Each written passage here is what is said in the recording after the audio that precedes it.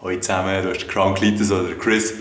Hoffentlich alles klar bei euch. Hoffentlich habt ihr keine Problems. Meine Stimme tönt vermutlich ein bisschen gespässig. Das ist, weil ich hier unten in der Wäschküche bin bei uns. Das ist ein ziemlich leerer Raum, darum gibt es den Hall. Und es ist auch so, dass ich ein bisschen aufschauen muss wegen der Kameraposition. Darum ist mein Haupt so ein bisschen gehoben. Ich hoffe, hier hinten die prähistorische Wandmalerei stört mich nicht. Und ich hoffe auch, dass hier das ganze Gewurstel im Hintergrund auch niemand stört. Und wenn es dich stört, könnt ihr gerne mal zu mir aufräumen.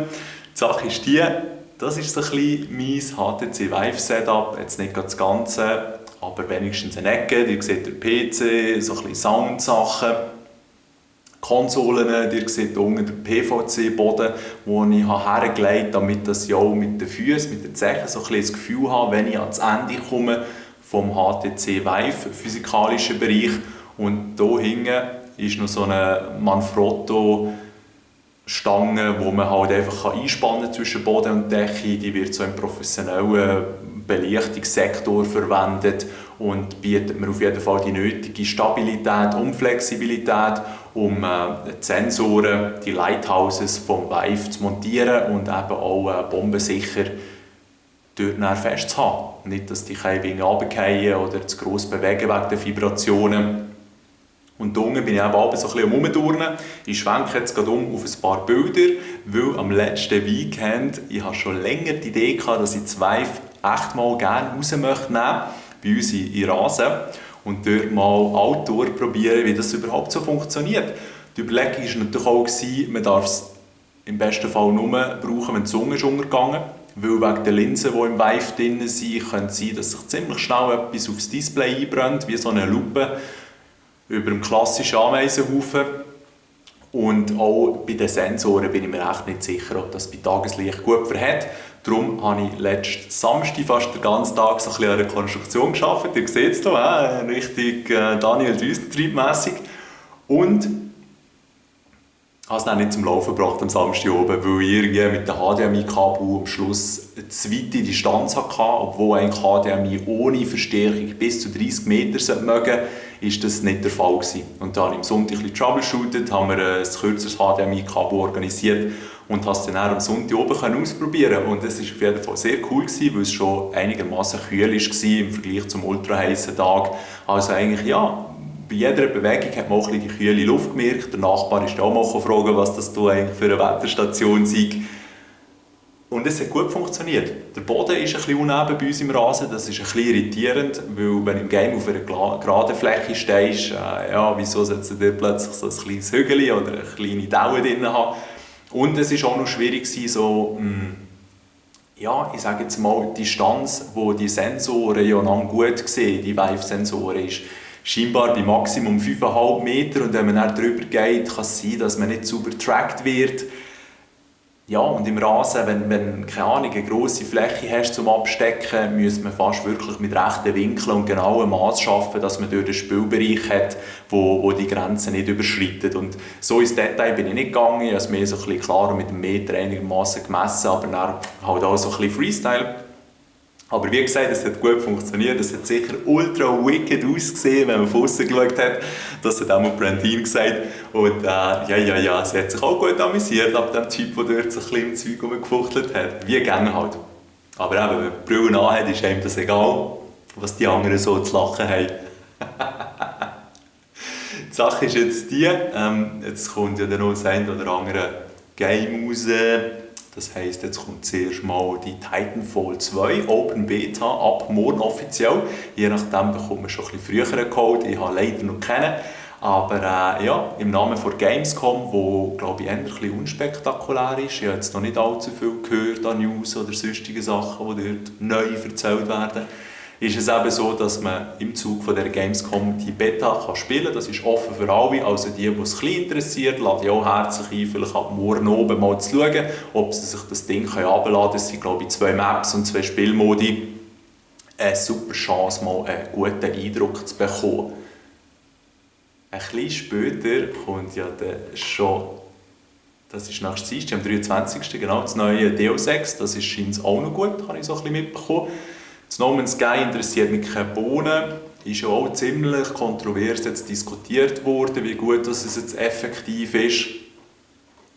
Ja, jedem das Seine. Er hat sicher ganz interessante Aspekte, das Game, aber aus meiner Perspektive ist das einfach nur so ein langweiliges Survival-Game, wo jenste Materialien und Rohstoffe musst du zusammensammeln und mühsam im Inventar rumwursteln und so. Aber ich habe ein paar gesehen auf dem PC in meiner Freundesliste, die schon heftig am Zocken sind und darum wollte ich denen die Freude auch lassen. Schlussendlich eben, ja, jedem das Seine.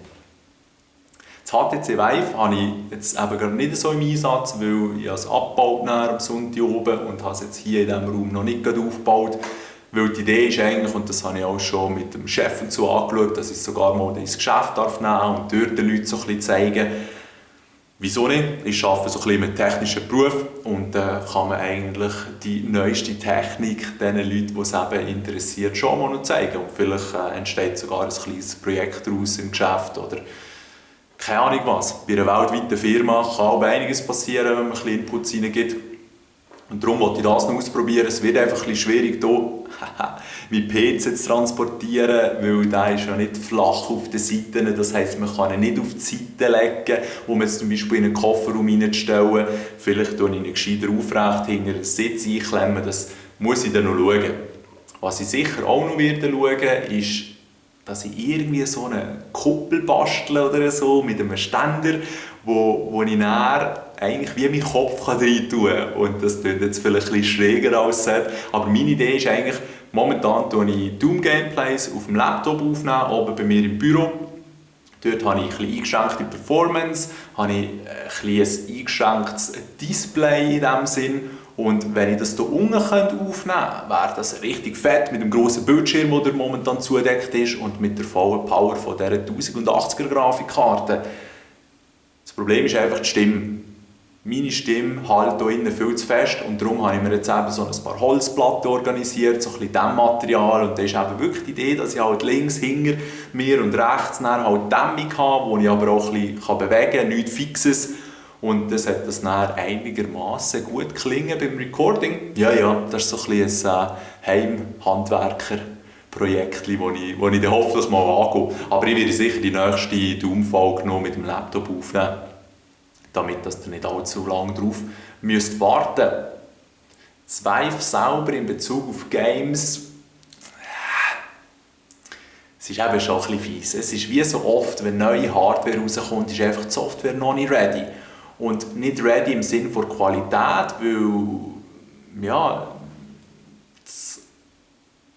wie soll ich das sagen, die Umgebung, Steam, die Integration von VR in Steam, also Steam VR, ist relativ gut gemacht, das kann man gut bedienen, das ist schon mit Steamworks connected, da kann man gewisse Skins für Controller oder die Umgebung abladen, das passt alles. Menüführung und so ist wirklich markant besser als bei Oculus halt leider gerne noch. Aber auch dort ist es in Ordnung.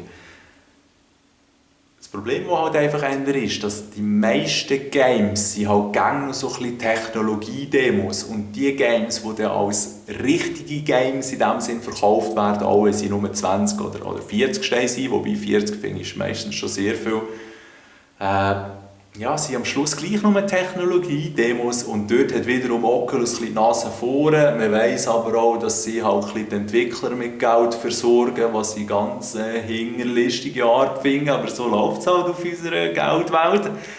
Dort gibt es ein paar Games, die wirklich als Game schon angeschaut werden können, aber auch dort ist es schon noch gespässig. Aus was auch immer für einen crazy Grund kauft man sich so ein teures Gerät und man ist sich schon bewusst, dass es noch nicht tausende von vollen, richtigen Games gibt. Aber nachdem dass ich am Anfang ein bisschen enttäuscht war wegen meinen Problemen mit dem einen Sensor, die ich lösen konnte, war die Begeisterung riesig. Und jedes Mal, wenn ich wieder ein bisschen Begeisterung verliere, weil ich es halt gesehen habe, lade ich wieder irgendjemanden ein, der es auch zum ersten Mal ausprobieren kann. Und die sind durchs Bang, das habe ich schon erzählt, es sind alle immer voll geflasht von diesem Virtual Reality Zeug.